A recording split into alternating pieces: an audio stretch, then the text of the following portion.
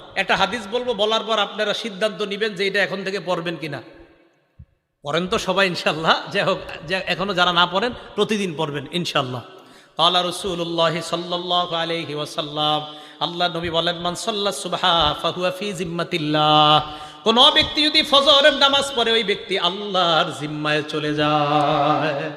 ফালা ইউতবিআন্নাকুমুল্লাহু ফি জিম্মাতিহি বিশাইইন, আল্লাহ যেন তার জিম্মার ব্যাপারে তোমাদেরকে প্রশ্ন না করে।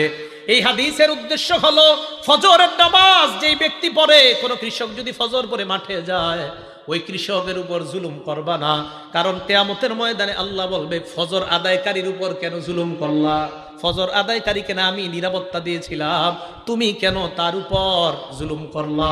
ফজর আদায়কারী না আমি আল্লাহর জিম্মায় চলে গেছে, তারে জুলুম করলা কেন তুমি? নবীজি বললেন সাবধান, আল্লাহর জিম্মায় যারা আছে তার ব্যাপারে যেন তোমাদেরকে প্রশ্ন না করে। এটা হলো ফজরের নামাজ পড়ার উপকারিতা। তো ফজরের নামাজের মাধ্যমে ইনশাল্লাহ আমরা দিন শুরু করব। ফজরের নামাজ কেউ আজকে থেকে, আগেও করি না ইনশাল্লাহ, আজকে থেকে কেউ কাজা করবো না, স্বজ্ঞানে করবো না ইনশাল্লাহ। হাত তুলেন ইনশাল্লাহ, আল্লাহ কবুল করেন। ফজরের আগে সুন্নত কয় রাকাত? বিসমিল্লাহ।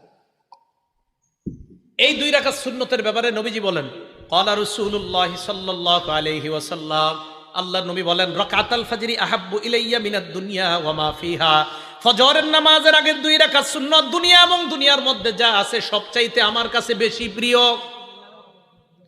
ফজরের নামাজের সুন্নতটা যদি পারেন বাসায় পড়বেন। ঘড়ির দিকে তাকাইছেন, তাকায় দেখেন 20 মিনিট বাকি আছে, বাস সুন্নতটা বাসায় পড়েন। প্রথম কাজ সুন্নত বাসায় যদি পারেন আর কি বাসায় পড়েন। দ্বিতীয় কাজ, ফজরের সুন্নতে প্রথম রাকাতে কুল ইয়া আইয়ুহাল কাফিরুন পড়বেন, দ্বিতীয় রাকাতে কুল হু আল্লাহ। বলেন প্রথম রাকাতে কোন সূরা? আইয়ুহাল কাফিরুন, দ্বিতীয় রাকাতে কুল হু আল্লাহু আহাদ।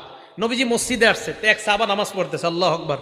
তো নামাজে সূরা ফাতিহা পড়ার পর উনি আস্তে আস্তে পড়তেছে কুল ইয়া আইয়ুহাল কাফিরুন প্রথম রাকাতে। তো নবীজি শুনে ফেলছে আস্তে কানে দিয়া। তো নবীজি শোনার পর বললেন, হাযা আব্দুন আরাফা রাব্বাহ, এই ব্যক্তি তার রবকে চিনতে পারছে। দ্বিতীয় রাকাতে সাহাবা পড়লেন কুল হু আল্লাহু আহাদ, আল্লাহ নবী বললেন হাদা আব্দুন আমানা বিরব্বি, এই ব্যক্তি তার রবের উপর পরিপূর্ণ ঈমান আনছে। এজন্য আজকে থেকে আমলটা মনে রাখবেন, ফজরের সুন্নতে প্রথম রাকাতে কুল ইয়া আইয়ুহাল কাফিরুন, দ্বিতীয় রাকাতে কুল হু আল্লাহ। আরেকটা সুন্নতে আমলটা করবেন, বলবো মাগরিবের পরের সুন্নতে প্রথম রাকাতে কুল ইয়া আইয়ুহাল কাফিরুন, দ্বিতীয় রাকাতে কুল হু আল্লাহ যদি পারেন। বাকি ফজরের সুন্নতে প্রথম রাকাতে কুল ইয়া আইয়ুহাল কাফিরুন, দ্বিতীয় রাকাতে কুল হু আল্লাহ। এটার দ্বারা কি উদ্দেশ্য জানেন?